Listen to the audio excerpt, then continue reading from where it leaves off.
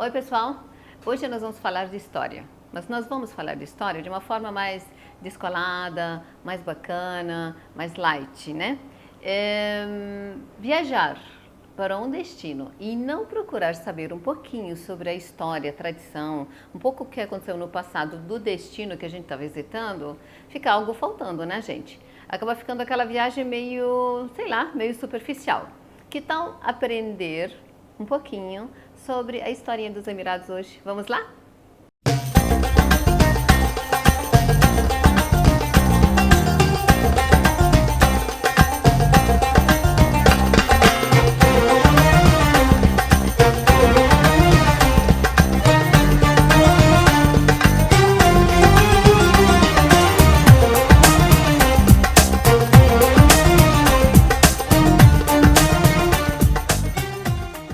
Hoje vamos falar de um cara meio famosão lá do tempo do IPA, de uns 500, viveu uns 500, 600 anos atrás. Bom, de 500 para 600 anos atrás tem uns 100 anos de diferença. A pessoa da qual eu quero falar, o nome dele é Ahmad bin Majid, ok? Ele se ele vivesse hoje, ele seria um Imarate, né? 100%. Mas naquela época ele era um omanita. Ele viveu num emirado que vocês não escutam muito dele, chamado Ras Al Khaimah. Naquela época, o emirado era chamado Jufar. E esse emirado, emirado cidade, né?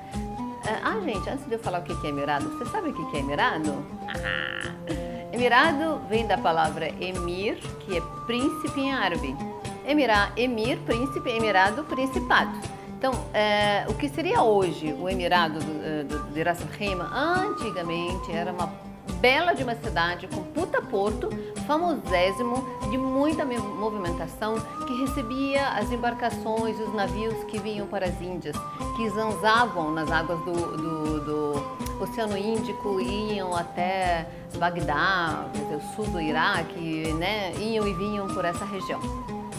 Então, Jufar era um porto muito importante. E esse moço chamado Ahmad viveu naquela época, na época do auge do reboliço, e ele era filho de navegador e pai dele era navegador.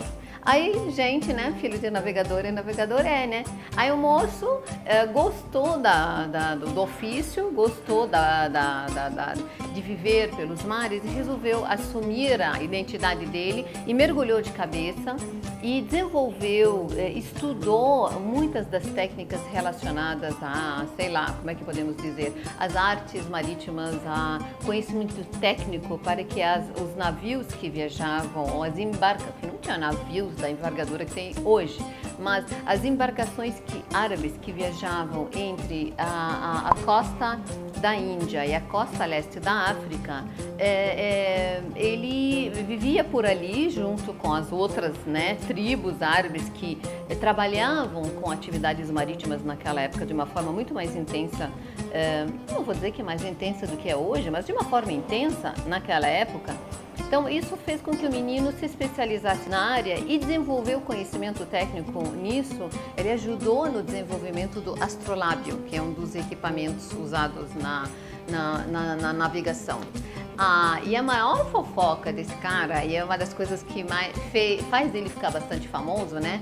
É a relação dele com Vasco da Gama. Lembrem Vasco da Gama? Aquele cara lá da época da coroa portuguesa que resolveu, ele junto com Cristóvão Colombo ou Pedro Álvares Cabral, sei lá, saírem por aí para descobrirem caminhos novos para as Índias.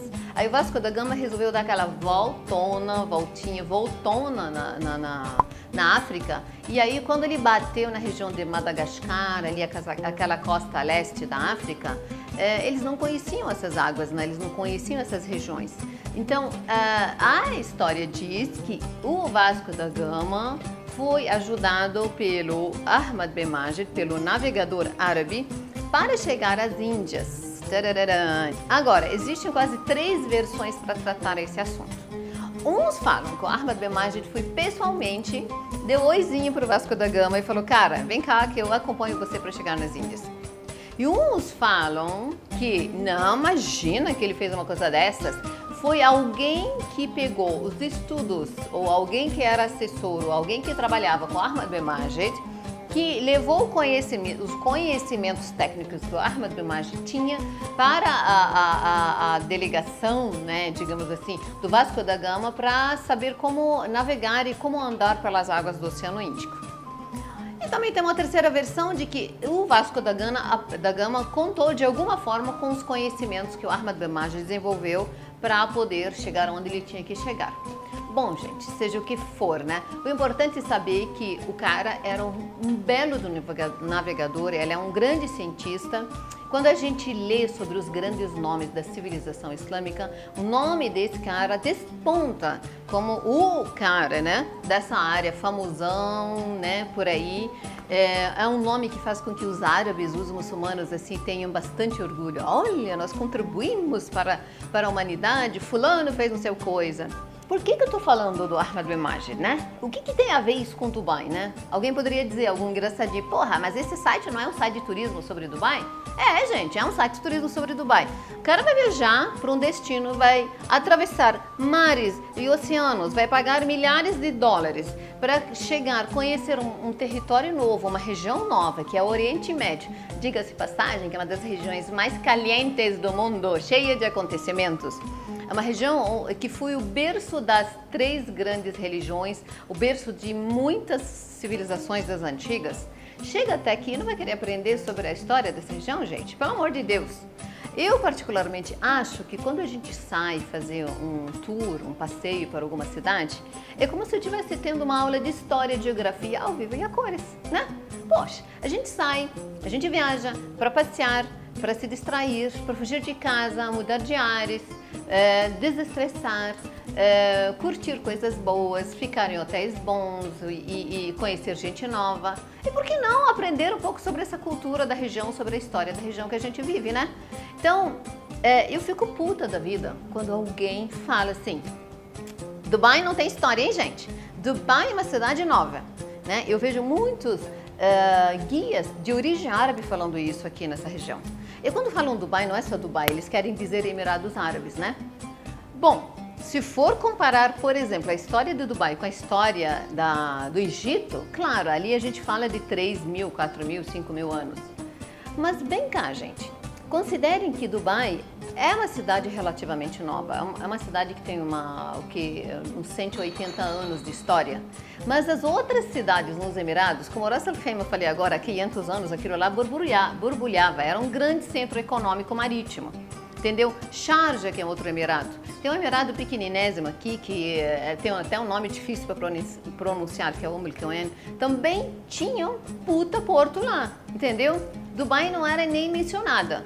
Mas quando Dubai resolveu despontar para o mundo, deu no que deu, nessa belezura toda, né? Virou hiper famosa, em que hoje ela é uma das cidades, um dos destinos turísticos mais visitados e mais desejados do mundo, né? Então, para conhecer a história do Dubai, gente, é preciso um pouco entender a história do que acontecia na região, na costa aqui do Golfo Pérsico, nas costas da Península Arábica, na Arábia Saudita, o que acontecia no Líbano, na Síria, sei lá, Terra Santa, no Bagdá, no Irã. As coisas aqui são meio correlacionadas. Então, vamos, gente, aprender um pouco sobre a história dessa região de uma forma descolada, alegre e levezinha. É isso. Espero que tenham gostado da historinha do Ahmad bin Majid. Foi muito pouco, na verdade não é história. Eu apenas apresentei ele para vocês um pouquinho. E prometo que em próximos vídeos a gente vai abordar algumas coisas relacionadas à história dos povos dessa região. Diga-se de passagem, eles eram chamados de beduínos do mar. Gente, beduínos do mar. Só pensa que beduíno é só beduíno do deserto? Sim, mas aqui é deserto do lado do mar, né? Costeiro, todo o deserto. Então, a vida dos ancestrais dos Emirados, ela é quase totalmente conectada ao mar. Eles eram marinheiros, eles eram pescadores, eles eram, exploradores de pérolas, né? E até hoje a relação deles com o mar é muito forte. Não é à toa que o formato do Burj Al Arab é uma vela de uma caravela. Por quê? Porque os ancestrais deles eram caraveleiros. Então eles fizeram esse hotel naquele formato em homenagem aos ancestrais deles e à atividade que eles desenvolviam, ok? Então é isso, gente. Eu acho que passei o recado. Obrigada, um beijo para vocês. E quem gosta de história, e quem tem um pouquinho de curiosidade para aprender um pouquinho mais sobre isso, aprender não, ter um pouco mais de conhecimento, se cadastre no nosso canal, se inscreva. Visite o nosso site, Facebook, Instagram, enfim, sigam a gente para saberem um pouco mais sobre isso. A gente gosta muito do turista que vai um pouco além de passear superficialmente e quer mergulhar um pouco na história do local que ele visita, ok? Beijo para vocês e vejo vocês em Dubai.